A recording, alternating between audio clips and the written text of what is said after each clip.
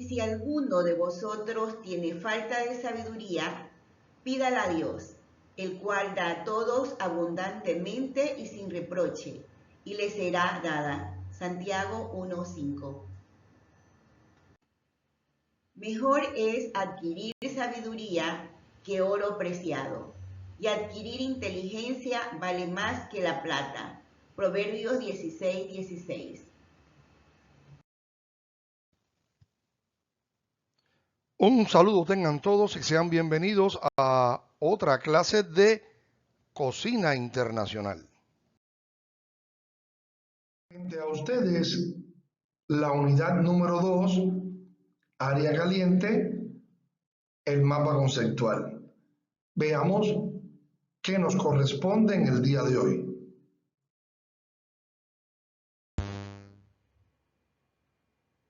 Procedimientos y técnicas culinarias. Cocción en seco, cocción en medio aéreo o por concentración, cocción en medio líquido o húmedo, cocción en medio graso, cocción mixta o combinada. Cocina modernista. Elaboraciones.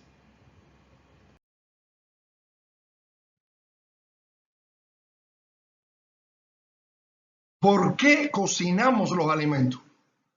Desde el mismo descubrimiento y dominio del fuego y al paso de los años, el hombre ha creado y desarrollado distintas técnicas que se le aplican a un alimento crudo a través del calor. Esto se denomina técnicas de cocción.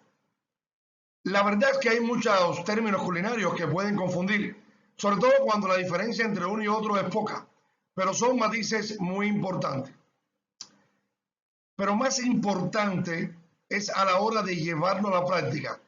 Es necesario saber qué ingredientes necesitan una u otra temperatura para cocinarlo, qué método de cocción precisan para que el resultado sea óptimo y el orden en el que se deben ir añadiendo los ingredientes para una buena cocción, una cocción homogénea, ver bien el orden de un ingrediente con respecto al otro. La pasión por la cocina y la práctica diaria es la mejor herramienta para el aprendizaje.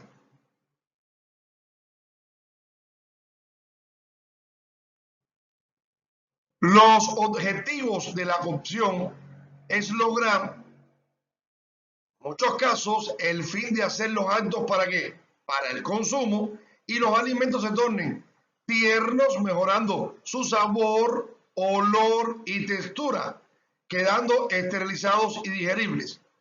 Actos para su consumo, haciendo que se ablanden, se coagulen, se hinchen, se diluyan, es decir, que modifiquen sus componentes físicos y bioquímicos. El dominio y uso de estas técnicas quedará supeditado al objetivo que se desea alcanzar del producto final. Los métodos de cocción modifican los alimentos crudos mediante la aplicación de calor para su consumo.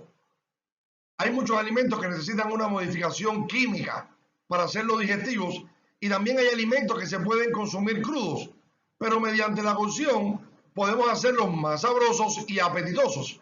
Se modifica su aspecto y su textura y su garantía sanitaria obviamente se ve aumentada porque la cocción destruye casi todos los microorganismos.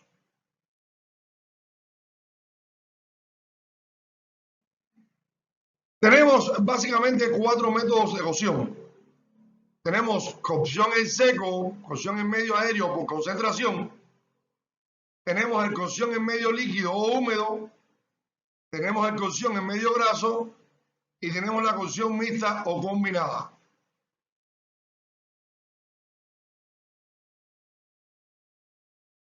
Bien, cocción en medio seco. Cocción en medio seco, en medio aéreo también o por concentración. Ahí tenemos los métodos de asar al horno, a la plancha, a la parrilla, los fines de semana, a la brasa, gratinar, rustir, baño de María y también podemos incluir al vacío, aunque este último vamos a estudiarlo en próximas clases con más profundidad. Estos métodos los veremos en el siguiente video. Tenemos también la cocción en medio líquido. Podemos decirle medio líquido o húmedo también. Ahí tenemos hervir, blanquear o escaldar, escalfar o pochar al vapor y también hacerlo, hervir igual, pero en un caldo blanco. Pongamos otro video sobre este tema. Continuamos. Tenemos el método de cocción en medio graso. Para esto tenemos 5 denominaciones: freír, sofreír, rehogar, saltear y dorar. Cocción en medio graso es someter a los alimentos o unirlos a grasas o aceites llevados al calor. Y si bien es cierto que el resultado es muy rico, nos gusta a todos, tenemos que tener mucho cuidado en el exceso de utilizar este tipo de cocción para los efectos de nuestra salud. Hay grasas procedentes que provienen de los animales y otras provienen de vegetales. Entre las grasas de los animales, una de las más concurridas ha sido la manteca o la grasa del cerdo, y en las de los vegetales tenemos la de palma, la de girasol y por supuesto la de oliva. Todos ellos con diferentes grados de afectación para nuestra salud. Veremos este método tan rico en resultados del producto, pero muy cuestionado en cuanto a si nos pasamos y nos desproporcionamos en el uso de él mismo. Y por último tenemos la cocción mixta o combinada, que es la unión de dos de los métodos anteriores. Sin embargo, tenemos diferencia entre estos y lo denominamos brasear, estofar o guisar. Tenemos tres, en este caso vamos a estudiar 3 de estos métodos de cocción mixta. Les recomendamos que vean bien las diferencias en el próximo material de estos 3 métodos mixtos. ¿Cuáles son las diferencias entre ellos? Son muy sutiles. Y les remitimos encarecidamente al compendio que tienen a su disposición. ¿Qué tal? Vamos a arrancar de lleno con este análisis. Hoy vamos a cambiar un poco el chip y elevar la mirada. Pensemos en la zona caliente de cualquier cocina profesional moderna. No es solo un sitio donde se saca comida a destajo, para nada. Es literalmente un laboratorio fascinante de transformaciones físico-químicas que, una vez que ocurren, no tienen marcha atrás. Aquí, la estructura molecular de las materias primas se altera de manera definitiva mediante la aplicación supercalculada del calor. Así es como convertimos ingredientes crudos en productos que no solo son seguros y fáciles de digerir, sino que son una auténtica maravilla para el paladar. Y para que esto tenga todo el sentido, vamos a estructurar el análisis en 4 pilares básicos. 1. Fundamentos y fenómenos. 2. Medios secos y líquidos. 3. Medio graso. Y 4. La cocción mixta. ¿Vamos por ello? Vale, vamos a sumergirnos en esto de cabeza. Dominar el fuego es básicamente lo que separó a la humanidad de la naturaleza, ¿verdad? Pero, ojo, en el ámbito profesional, controlar esa transferencia térmica representa la verdadera magia, una auténtica alquimia. Dominar esa energía al milímetro es exactamente lo que dicta si un ingrediente alcanza su máxima expresión o si, por el contrario, lo arruinamos por completo. Empezamos con la sección 1. Fundamentos y fenómenos. La física del sabor. Cualquier procedimiento de cocción persigue unos objetivos técnicos que, francamente, son innegociables. El primero es la transformación física para la digestibilidad. El calor ablanda las estructuras, desnaturaliza proteínas y gelifica almidones. El segundo es el control microbiológico. Hay que garantizar la seguridad alimentaria mediante la termólisis. Y el tercero, el que nos hace la boca agua, es la transformación bioquímica, ese motor fascinante que intensifica y genera espectros de sabor completamente nuevos. Así que el punto crucial es el respeto absoluto por las matemáticas de la temperatura. Fijaos bien, estos hitos térmicos no son sugerencias, son leyes de la física. A partir de los 60 grados centígrados conseguimos la gelificación. Al cruzar la barrera de los 74 grados, la termólisis asegura la destrucción de patógenos. Pero madre mía, es en la franja de los 140 a 190 grados donde ocurre la magia de verdad. Ahí entran en juego la famosísima reacción de Maillard y la caramelización. Y aquí viene un concepto alucinante. Absolutamente toda la cocina profesional se rige por dos macrofuerzas físicas que son opuestas. Resulta increíble pensar que cualquier técnica del mundo, sin excepción, pertenece a uno de estos dos fenómenos rectores, o fuerzas centrípetas o fuerzas centrífugas termodinámicas. Es básicamente el equilibrio eterno y súper delicado entre retener y extraer.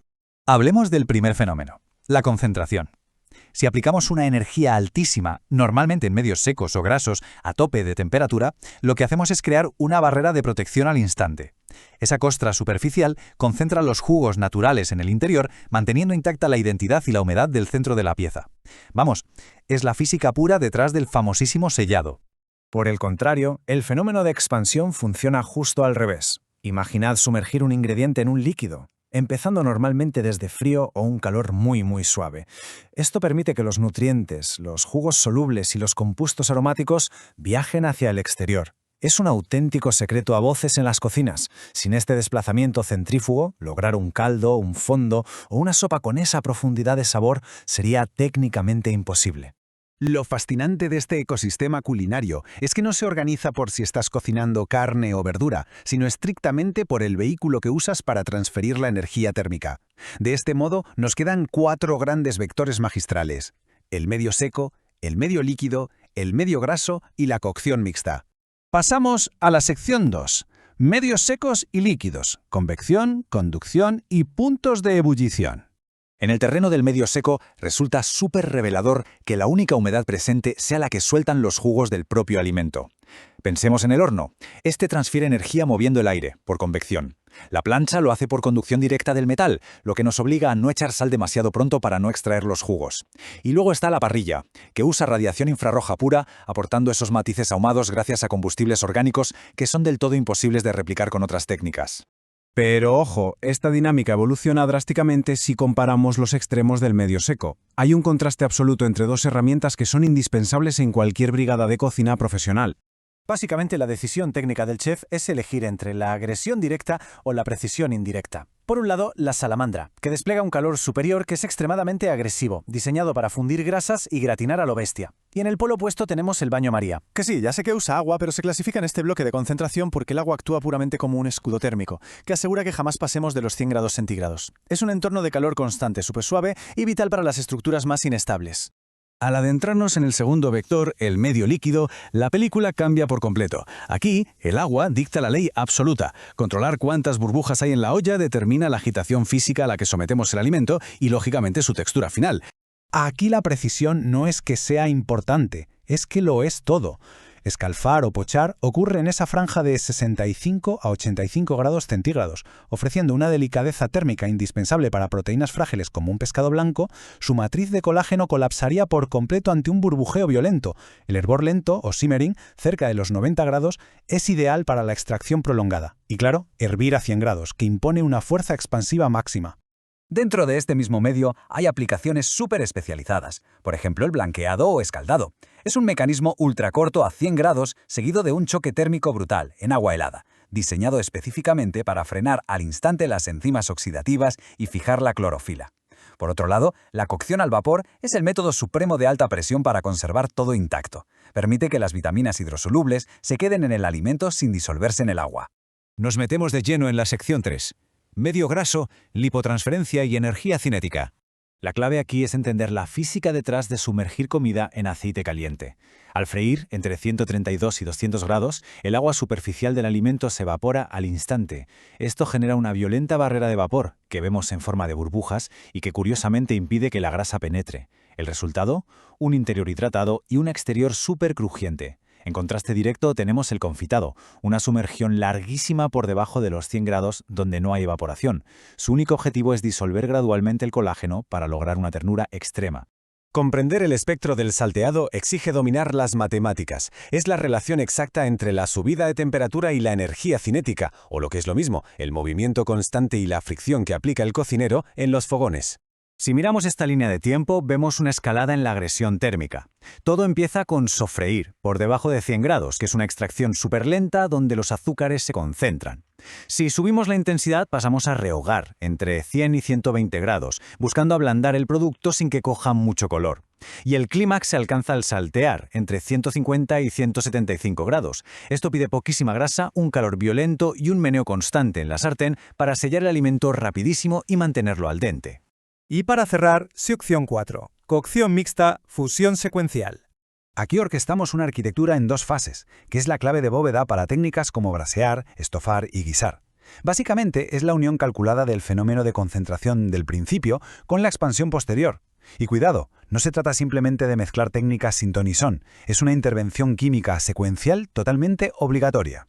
Tomemos el protocolo del braseado como el ejemplo perfecto, ya que comparte ADN con los guisos y estofados. El paso 1 exige calor seco para sellar y activar la reacción de Maillard. En el paso 2 es meter los aromáticos, la famosa bresa o mirepoix. En el paso 3, el desglasado. Echamos un poco de líquido para rescatar del fondo todos esos sabores tostados increíbles. Y el paso 4 es darle tiempo. Una cocción lenta, muy prolongada y con la olla herméticamente tapada, donde el colágeno más duro se hidroliza para siempre hasta convertirse en una gelatina melosa. Da igual si braseas una pieza entera o haces un estofado en trozos, la química subyacente es exactamente la misma. Al final del día, dominar todas estas temperaturas, presiones y fenómenos no es solo teoría de libros o un simple ejercicio académico. Es la diferencia tangible entre simplemente dar de comer y elevar la materia prima a la pura excelencia gastronómica. Así que dejo una pregunta en el aire. La próxima vez que un plato extraordinario llegue a la mesa, ¿seréis capaces de identificar si fue la fuerza centrípeta o la centrífuga la que extrajo esa perfección? Ha sido un verdadero placer acompañaros en este análisis. Nos vemos en cualquier restaurante.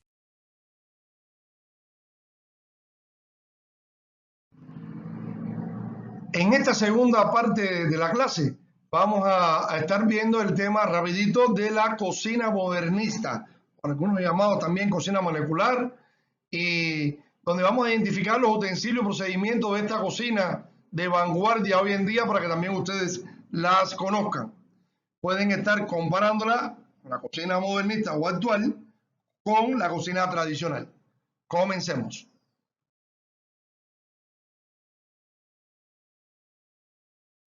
Una pregunta latente. ¿Cocina modernista o molecular? ¿Continuidad o negación de la cocina tradicional? Durante las últimas décadas, la cocina molecular se ha vuelto un tema de moda para cocineros de todos los niveles. Sabemos que no son recetas fáciles o sencillas, pues hay que tener cierto dominio de la técnica. Además, se deben tener buenas bases de cocina general, clásica o tradicional. Sin esas bases primero, usted no puede hacer cocina molecular o modernista. También llamada cocina modernista o de vanguardia, la cocina molecular se trata de aplicar principios científicos para desarrollar técnicas que tienen resultados sumamente atractivos a la vista y texturas inéditas para el paladar. Algo, sensaciones nuevas. Se usan técnicas físicas como la liofilización o productos químicos como el nitrógeno líquido, el carbonato de calcio, el aliñato sódico y muchos otros. Aunque poco familiares, estos son en general aptos para el consumo humano. Hay también aquellos que solo intervienen en los procesos de elaboración sin contaminar el producto final, modificando las texturas, el color, las densidades y otros aspectos de los elementos que componen el platillo final. Debemos entender que la ciencia y la tecnología ayudan, pero no son un fin en ellas mismas, sino que son de instrumentos para obtener nuevos resultados. Por eso el movimiento culinario molecular es el resultado de la combinación entre la ciencia y el arte. Repito, el movimiento culinario molecular es el resultado de la combinación entre la ciencia y el arte. Pasamos a ver algunas características de la cocina molecular. Por ejemplo, los nuevos ingredientes procedentes de la ciencia permiten crear nuevos platos. El chef tiene el control absoluto sobre todos los aspectos en la presentación de la comida.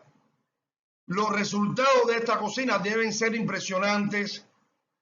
Se buscan nuevas sensaciones, sabores y aromas en la mezcla de productos, aplicando los conocimientos entre la ciencia y la cocina. Uso de laboratorios físico-químicos y bioquímicos en función de la cocina, con nuevos equipos, técnicas y tecnología. Al degustar un plato, intervienen todos los aspectos sensoriales.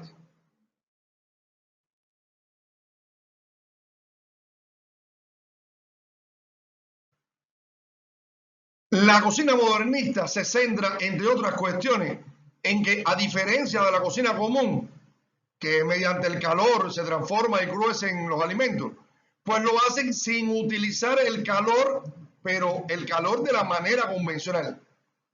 Esta cocina utiliza el tamizar y colar hasta clarificar, filtrar, exprimir, secar, congelar, etc. Esto le permite a los cocineros extraer y concentrar los sabores, muchas veces utilizando instrumentos que se encuentran en laboratorios científicos. Están los rotavapores, centrífugas, homogenizadores, o sea, muchos de estos elementos que hoy en día los vemos en laboratorios científicos, pero que han invadido estas cocinas modernas o modernistas.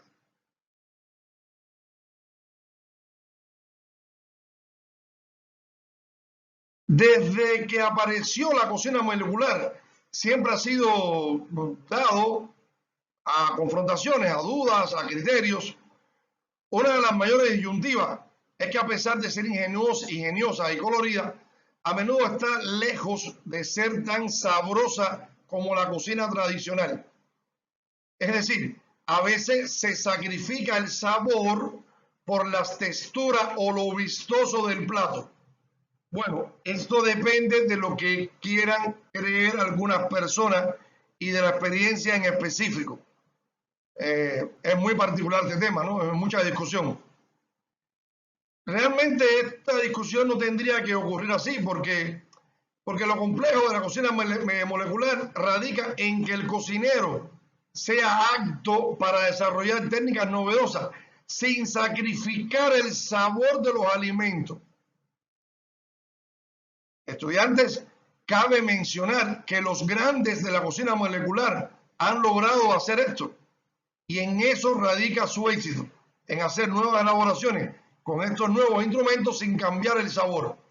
Sin embargo, todavía muchos prefieren lo clásico. Una tendencia actual y difundida entre los cocineros de hoy es precisamente que la cocina molecular tuvo un auge, pero no fue más que una moda. Eso decían algunos, pero es que la moda se ha extendido.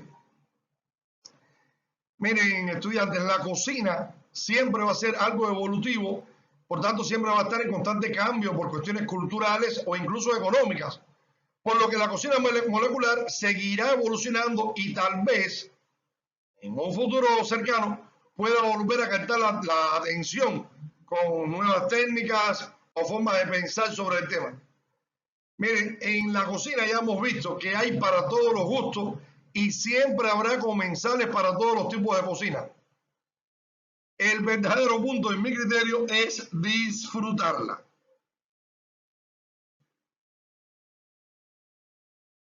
Otras características es que lo primero siempre va a ser la creatividad en este tipo de cocina. Los comensales deberán reflexionar sobre su experiencia gastronómica. Siempre se reflexiona porque le recuerda cuando palpan estos nuevos alimentos sensaciones anteriormente sentidas en la cocina tradicional. La presentación debe sorprender y jugar con las expectativas de los comensales. Debe despertar reacciones emocionales e intelectuales. También tenemos que tener en cuenta que los comensales, los cocineros deben preocuparse cuando hacen esta cocina en la explotación sostenible del medio ambiente, ¿verdad?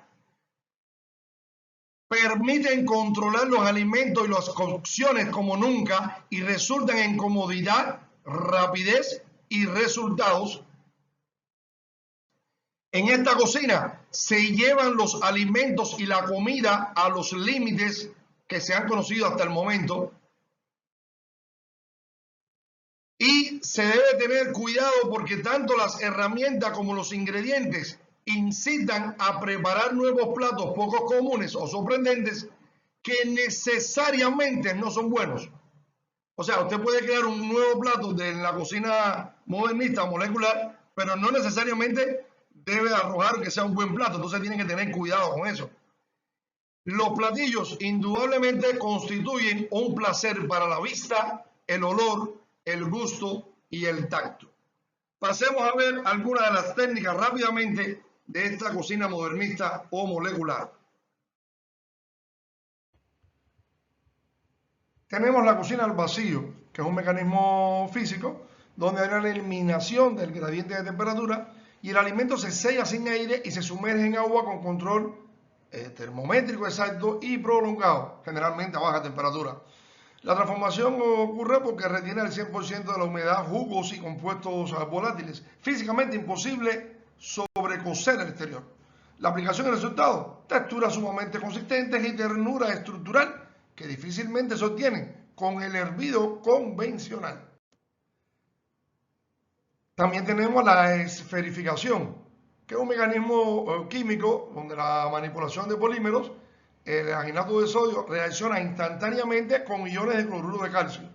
En la transformación crea una fina coraza o membrana gelatinosa exterior que encapsula un núcleo que permanece completamente líquido. ¿Y cuál es la aplicación del resultado? Pues simulaciones de caviar que estallan en el paladar. Ejemplo, el caviar de manzanas o fresas, perla de vinagre balsámico, etc. Otro método es la hipercongelación criogénica, que es un choque térmico violento mediante inmersión en nitrógeno líquido, o sea, un gas en estado líquido con punto de ebullición de menos 196 grados Celsius, ¿no? La transformación, bueno, pues cambia la textura de los alimentos de manera inmediata, congelando preparaciones en segundos sin formar macrocristales de hielo. Increíble. ¿El resultado cuál es? Creaciones con doble textura, o sea, crujiente por fuera y cremosa por dentro. Tenemos los helados instantáneos, los purés y las gelatinas congeladas. También están las aceites y espuma, que el mecanismo físico-químico es una incorporación de gas en preparaciones líquidas, o sea, emulsión, mediante batidoras o sifones estabilizados con lecitina de soya u otros agentes. ¿Cómo ocurre la transformación? Mediante una concentración pura de sabor y aroma en una estructura ingravida que desaparece instantáneamente en la boca. La aplicación y el resultado, bueno, son salsas aéreas sin pesadez lipídica, como la espuma de aceite de oliva virgen o la espuma de leche o aires de fruta. Por acá tenemos la pulverización, que el mecanismo químico consiste en un proceso mediante el cual las sustancias líquidas ricas en grasa se mezclan con aditivos absorbentes y creando un almidón modificado. La transformación es una conversión de grasas o aceites en sólidos volátiles y secos que se disuelven de nuevo al entrar en contacto con la saliva. Increíble.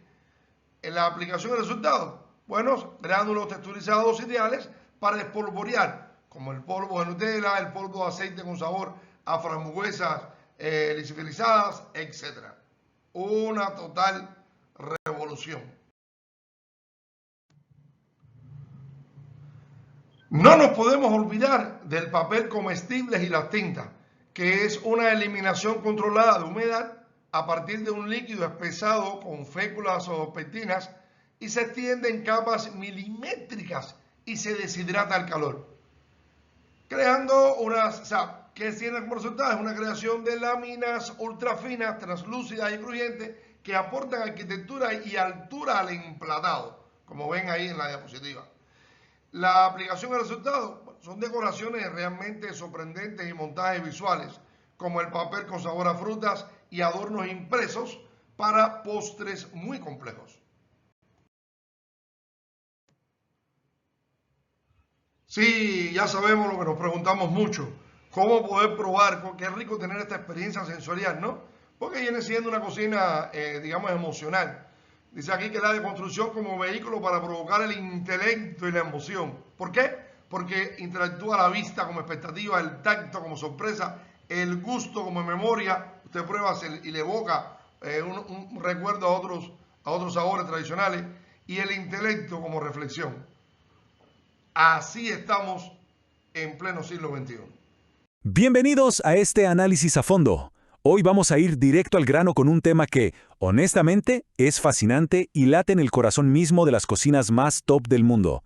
Estamos hablando de un choque, un debate gigante entre dos mundos. Por un lado, las inquebrantables bases de la cocina clásica, y por el otro, esta vanguardia tecnológica que parece sacada de una película de ciencia ficción.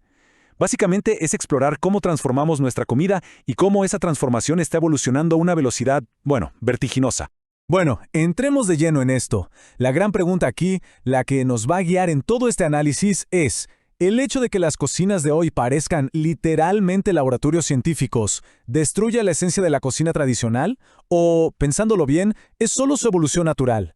Para entender todo este rollo necesitamos mirar de cerca las herramientas, los métodos y esas filosofías que dividen pero que al mismo tiempo unen a los grandes chefs de nuestra época. Sección 1. Raíces clásicas y salsas madre. Sigamos adelante.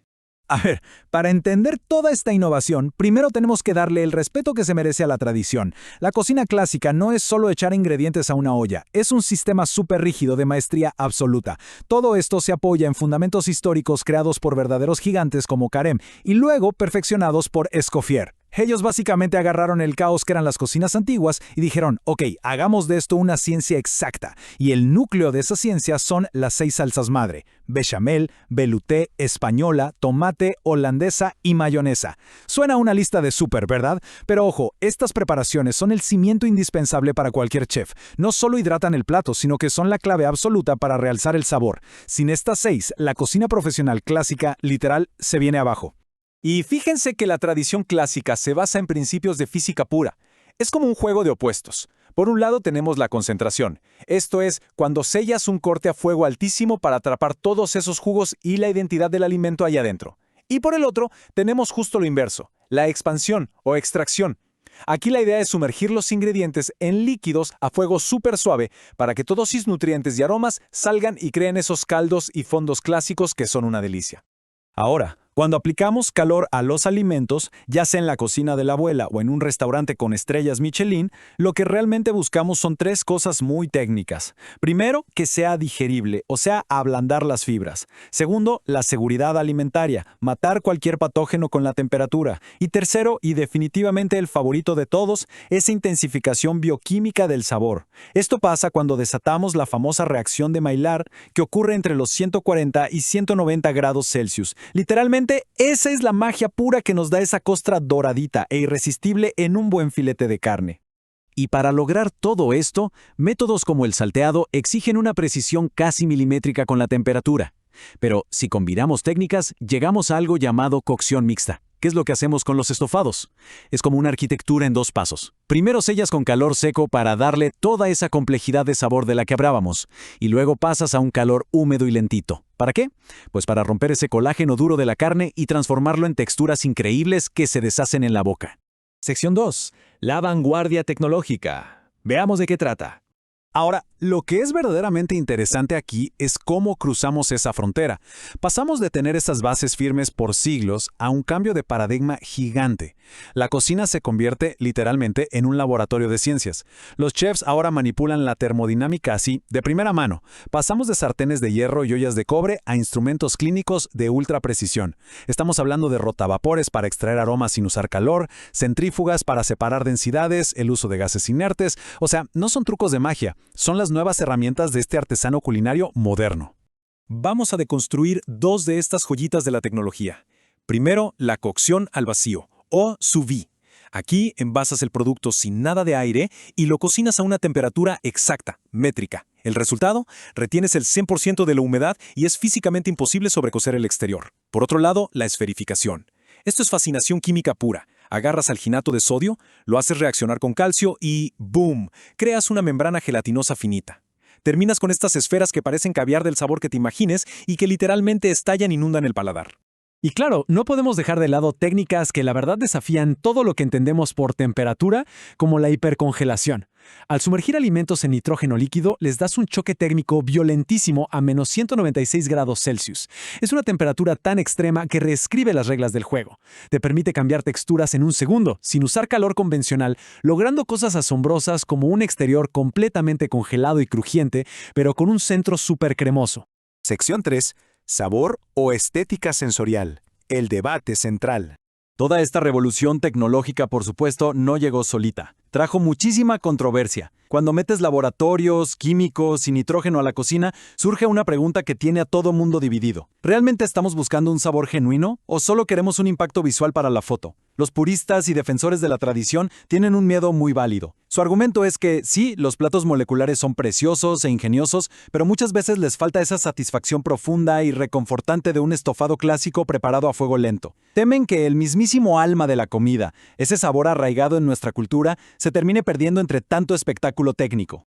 Pero, por el otro lado, el movimiento modernista tiene una defensa muy clara.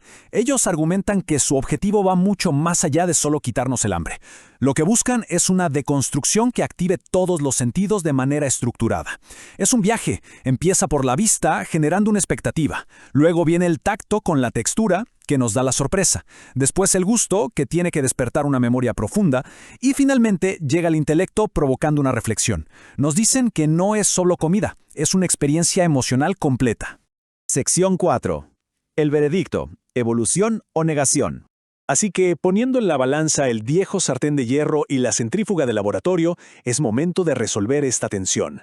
¿Representa el modernismo una negación de toda nuestra historia culinaria o es solo el siguiente eslabón evolutivo?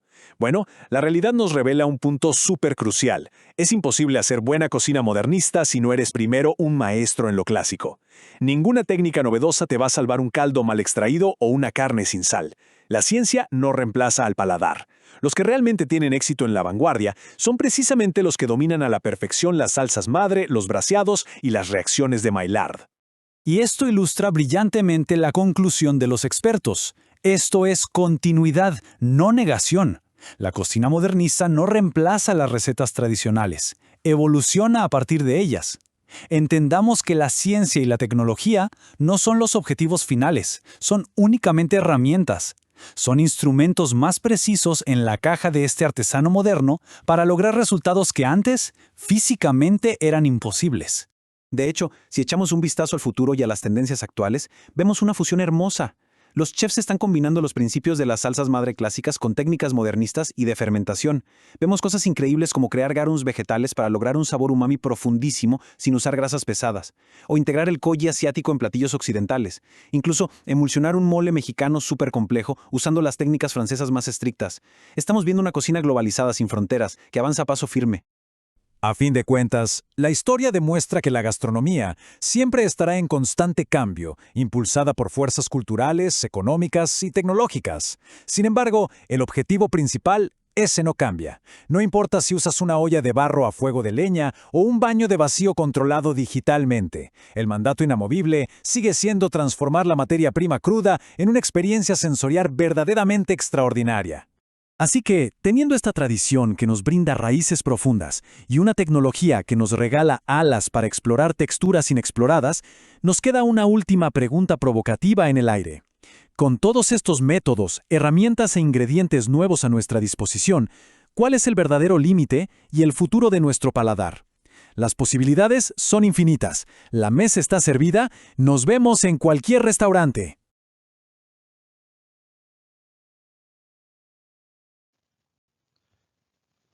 Y hasta aquí nuestra clase de hoy.